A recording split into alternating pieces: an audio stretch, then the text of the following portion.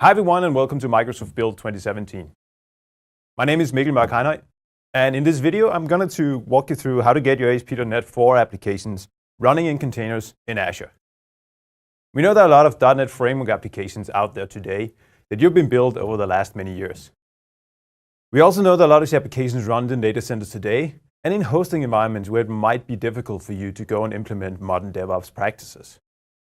I want to show you how we made it very easily with our developer tools and services to take those .NET Framework applications using container technologies, get them up and running in Azure in some hosting environments that are great to start getting on a path of implementing modern DevOps practices. So let's head over to Visual Studio 2017, where I've opened an application project that we published back with the Visual Studio 2013 launch. This is called My Company Visitors Web. And it's a simple web application with an API and a single-page application client UI and a few class libraries to help support the application. As you would expect, I could go ahead and debug this in IIS Express in Visual Studio 2017. But I want to really get this into a container to make those dependency isolation and make it very easy to go and deploy into the cloud and operate in a modern way. So within Visual Studio, I simply right-click on my on my project, and I go ahead and I add Docker support. When we add Docker support to a project in Visual Studio 2017, we're adding a few files to use to this project. First of all, we're adding a Docker file to my web application. This Docker file describes how my container image is going to be built once we run our Docker commands against this file. Now, Visual Studio knows that this is an ASP .NET Framework application that needs to run in IIS. So we go and identify the image that we want to build this container upon, which is the Microsoft/ASP NET image. These Microsoft ASP NET image is one of the container images that Microsoft maintains and publishes into Docker Registry, which is publicly available to anyone. You can even go into GitHub and find the Docker file that describes how this image was built. So when you're building on top of this image, you're basically creating another layer on top of an image that we already created for you. And that makes it possible for you to also go in here and change whatever configuration you need in that container. So let's say you have special dependencies you need to deploy into the container to get your application to run. You would just go ahead and describe it right here in the Docker file to run some PowerShell commands or enable more Windows features that your application would need. So now that we have the Docker file described, which tells how to build our container, we also introduce Docker Compose files into your solution. A Docker Compose file is a way of describing how to run containers. And what you see in this file is that we're referencing a container image, which is the name that we will give the container image because we will be using the project name that you have in Visual Studio. What I can do is in my Compose file here is I could go ahead and specify the ports that I want to expose on my container host to make this container reachable from outside the container host. So in this case, I know my container listens on port 80 on the internal network that runs within the host where the container sits, but I want to map that port to the host port 80 so I can reach this web application from any client outside the host. This is what I'm doing with my Docker Compose files. Now I'm actually done in Visual Studio. I'm ready to go ahead and package this application into a container, and I can take that container and run it anywhere where I can run containers today. But before we go there, I want to show you when this becomes really powerful in an application development scenario. So let's say this application, which is an application that's made to simply register visitors that we have in our company. I want to expand this functionality a bit. So I want to show some of our CRM data that we have around the visitors when they come and visit our company. Instead of extending on the existing application that I already have, I can actually now go and add a new project into my solution and run that in a separate container. And because those are separate containers and because there's isolation between them, I don't have to stick to the technology I used to use or the frameworks I used to use in the first part of the application. So in this case, I could go ahead and I could actually create an ASP.NET Core application. We can call that the CRM service. So let's say we want to do a web API here.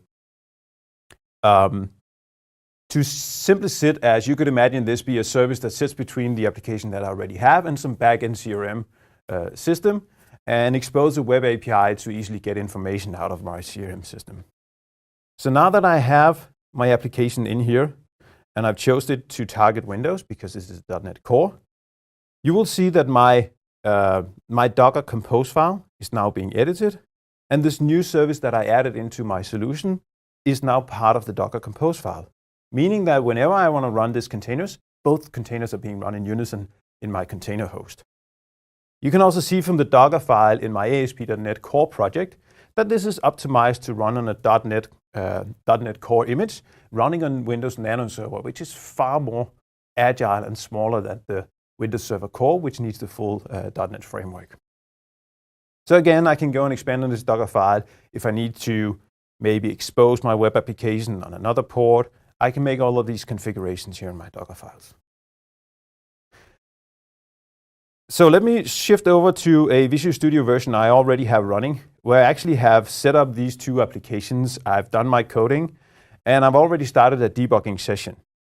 So I want to call out a few things here that makes it very, very easy to work with these with containers or services deployed in individual containers in Visual Studio. So what you see here is my Docker Compose file, and you can see I have the two services specified here, and I have exposing ports from each of them. What I have on my left-hand side is the controller in the old application that needs to communicate with this new service that I have in my new container. The way that the way that my Docker Compose file is set up, I have a service name specified in here. That service name gets registered in the Docker host DNS. So it's actually as easy as just calling out the service name from my Docker Compose file from within my code to make this container-to-container communication. So let me shift over here, and I've set two breakpoints. So on the left-hand side, I have a breakpoint in my first service. On the right-hand side, I have a breakpoint in the other service. And I already have the application running here, and you can see it's 172 address, which kind of hints to me it's the internal network for my containers running. And when I go and hit the functionality in the application, you can see I hit my first breakpoint on my left-hand side. And when I continue, I actually hit the breakpoint in another container, the .NET Core container, also running on my host. So it's very easy, even though I have multiple containers with different technology running locally, to still get the debug experience and the very efficient inner loop that you are used to expect from Visual Studio. So now that we got the application all set up, we got it Dockerized, and we even extended it, even though we didn't have to, we want to get it up and running in Azure. So from inside Visual Studio, I can easily configure continuous delivery if I have my application already checked into a remote repository. Now I did that already, and I want to take you to Visual Studio Team Services to see how this is set up for you. So in Visual Studio Team Services, we've introduced some build and release definitions that makes it very easy to take these containerized ASP NET framework applications and get them into the cloud. So the build definition I'm showing you here is doing NuGet restore and build solution like you would do with any ASP.NET framework application today. Now, in my experience, since you're bringing over some older .NET framework applications, you might need to tweak the NuGet restore and the solution build to support your application. But I'm confident that you know your applications better than I do, so you know the tweaks and twerks you have to do there to make that all work. What's new in here is how we build your Docker images and pushes them into a Docker registry. So there are 3 Docker Compose tasks that we set up and that we would recommend that you're doing. First of all, we'll go ahead and build your Docker images based on the Docker files. Then we'll push those images into a registry. And in this case, I'm using the Azure Container Registry, which is my private container registry that I've secured using Azure Active Directory authentication, which makes it very easy for keeping these containers, container images in a secure place in Azure and made available for my container host to run. The final step we're doing is what we call log service. So when we build containers, we give them an image name and we give them a tag to give them an easily readable way of identifying the version of that container. Now, tags aren't necessarily mutable. You can easily override a tag with new content without that being the same version. So instead of putting on the path of using those tags, what we're doing here and what we're recommending you to do is to take the actual digest or the the hash of the image layer that has been built, and using that to reference that specific image in your Docker Compose file. Might sound a bit complicated, and whoa, why do I need to do that? But cool off, we got a task already configured that just does this for you. You don't have to consider this. I just wanted to make sure that you understand what we're actually doing here. So that's what we mean by locking your service, making sure you actually get the image that you just built and not some random image with any image tag on it.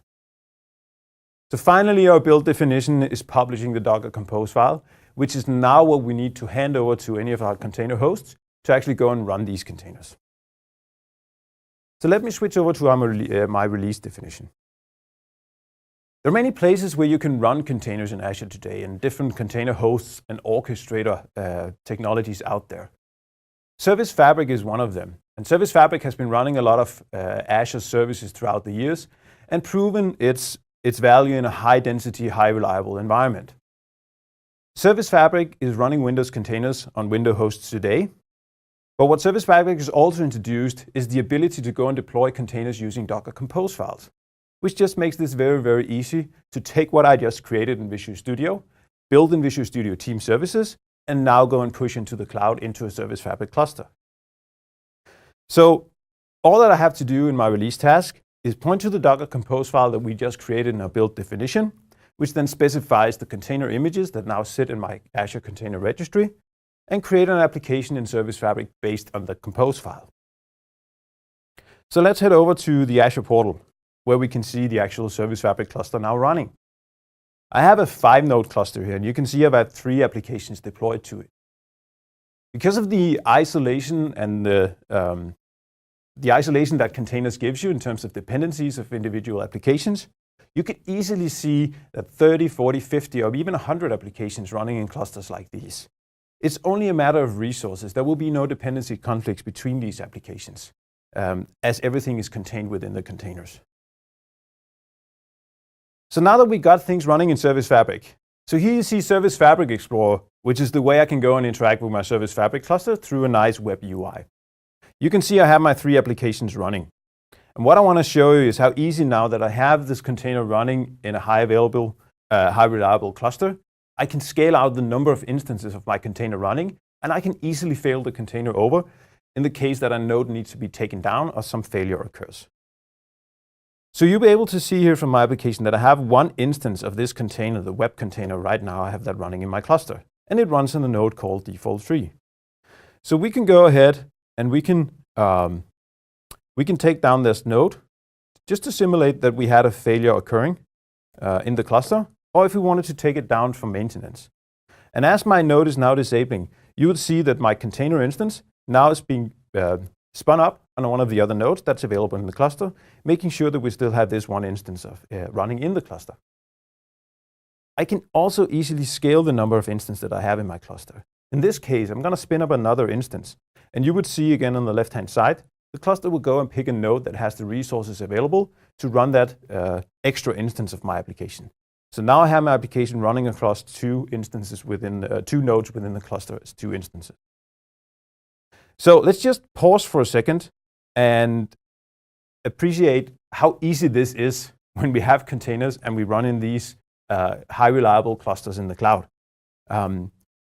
Just imagine what you would have to do with this if you were running this application in IaaS in any data center today, setting up new hosts or even new virtual machines, getting all dependencies configured and deployed into the cluster, into that host, and then start running your application.